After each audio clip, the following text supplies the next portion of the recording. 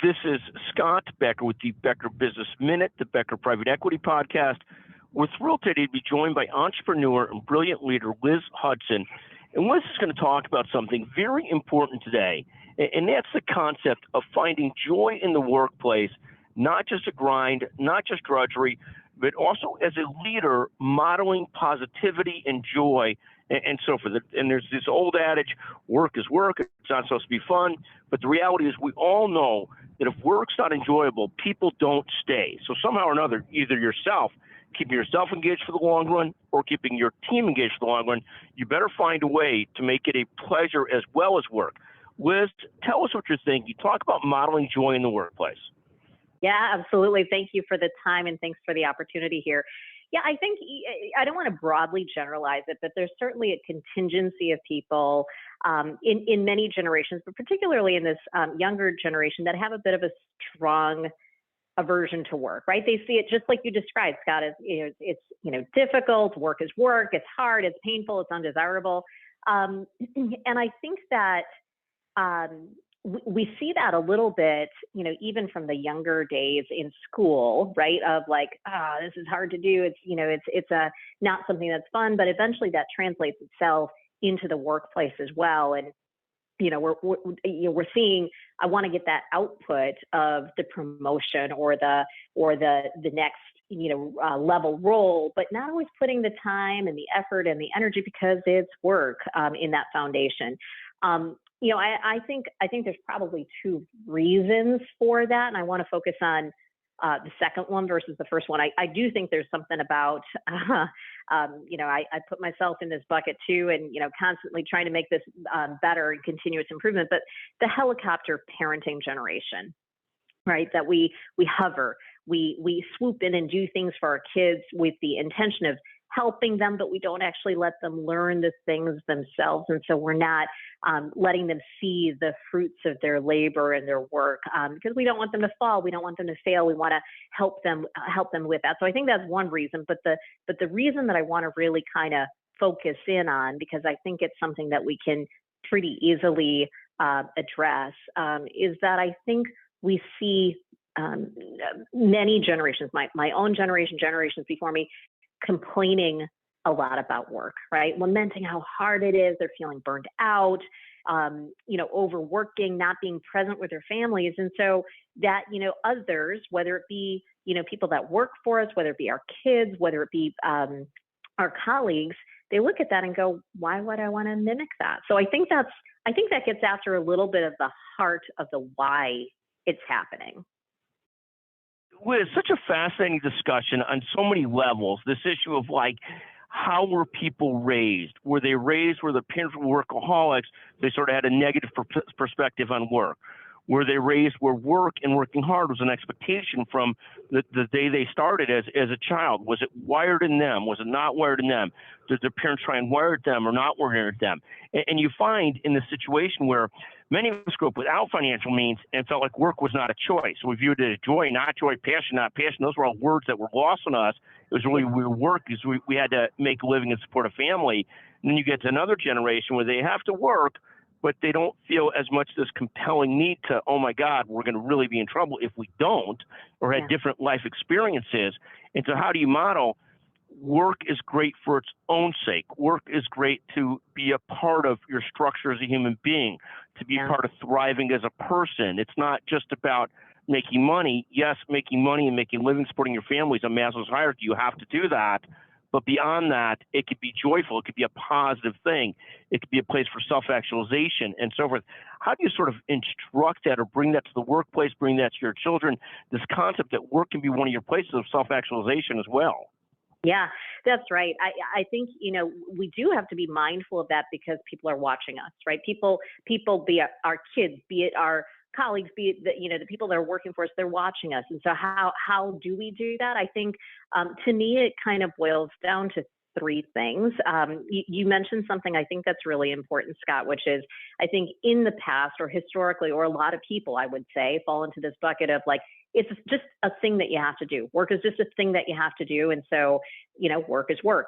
But I do think that we have hit this kind of new and refreshing place that work can also be fulfilling. And so finding roles that really actually fit us well, that bring about value, that use our gifts, that focus in on our passion areas, really helps quite a lot, because it helps us to feel fulfilled and satisfied. So it's not a job, it's a joy. It doesn't feel like work anymore. And I think what happens then is it also becomes really intrinsically motivating. We're really excited to get up in the morning and engage in that work. We find ourselves thinking through creative ways to solve a problem or continuously improving. I feel really lucky, very fortunate, because I have that. I have exactly that. I do something that I love to do. I'm passionate about a healthcare focus. It uses gifts that I have, I think, that are that make it feel less like work and more like something I just enjoy doing. So I think that's the first thing, is that we have to find roles that are actually fulfilling and they actually bring about value, because it connects us to something bigger. Thank you. Let's talk about roles and role models, because one of the things that what your discussion reminds me of is when you're at a firm or company and no one looks happy, and you're a younger person at that firm or company, the message you really get is, this is not me. This is not my place for the long run. This is not where I'm going to be for the long run. So you sort of have to look at, if you're at a firm where everybody seems miserable, and there are firms like this, or companies like this, and so forth, how do you, as a leader, look at changing that culture? Because if you look at recruitment and retention being difficult, it is doubly or triply hard if you're in an environment where people don't generally seem happy. The flip side is, if you're choosing a job or a role, I know I chose my second law job. My second job as a lawyer, as a young lawyer, what seems like a young lawyer today, probably not young to people, but I was in my late 20s, and I basically picked the firm I ended up at, and I've been there for 30 years now, based on, I knew people there that were happy. And it was so unusual to find places. I had 3 different friends from different parts of life that were happy at the firm. And it was so hard to find that at a big law firm that I figured, well, if I'm happy, I'll find a way to thrive.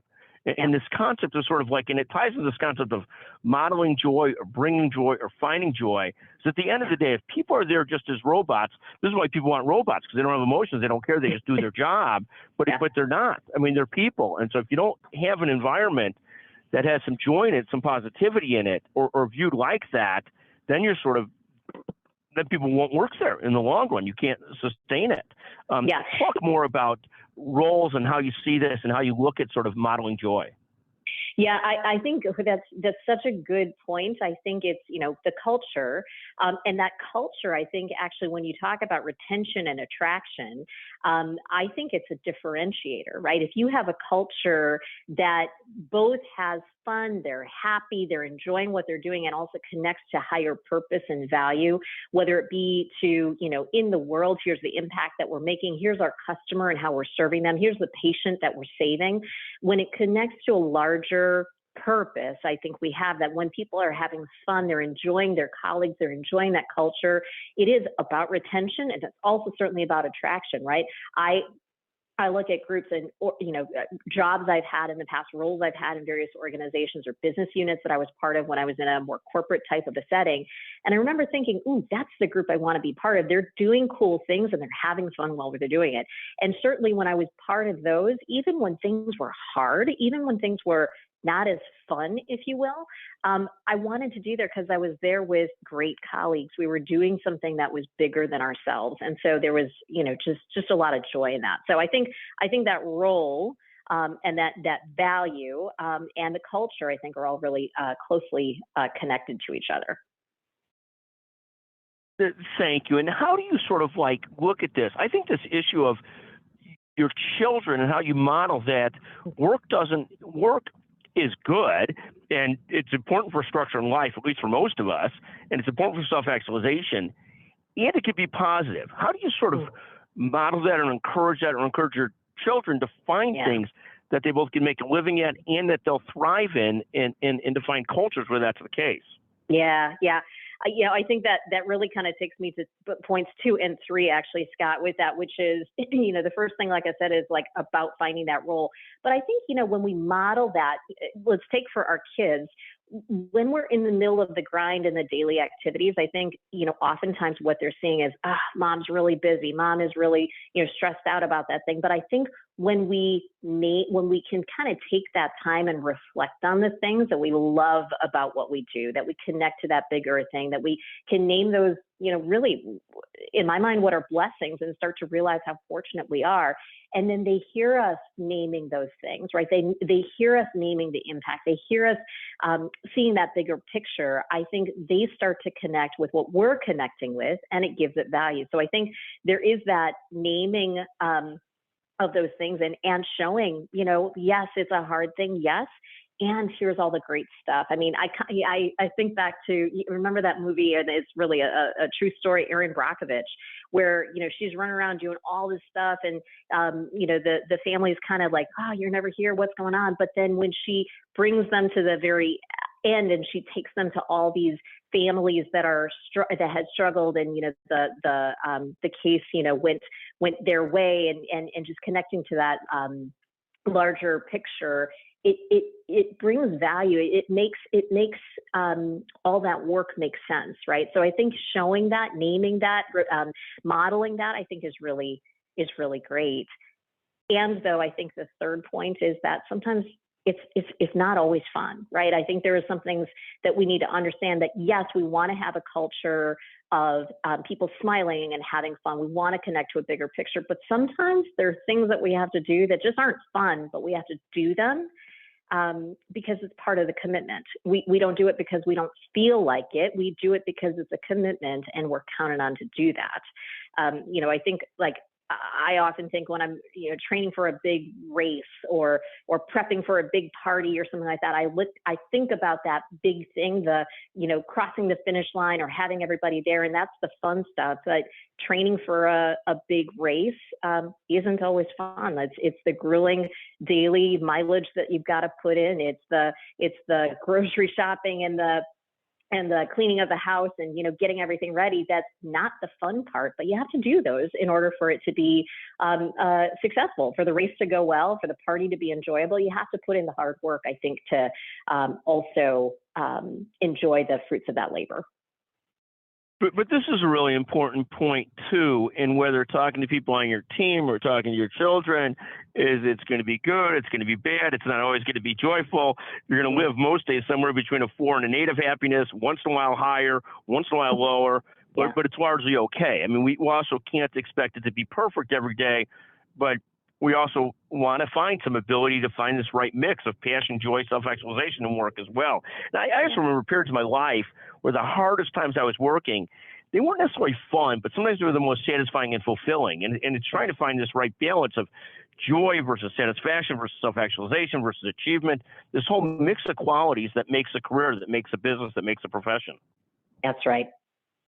Liz, I want to thank you for joining us again today on the Becker Business Minute, the Becker Private Equity Podcast. It's always just a pleasure to speak to you about so many issues across the board. Thank you so much for joining us today. Thank you so much, Scott. It was great to talk with you. Thank you.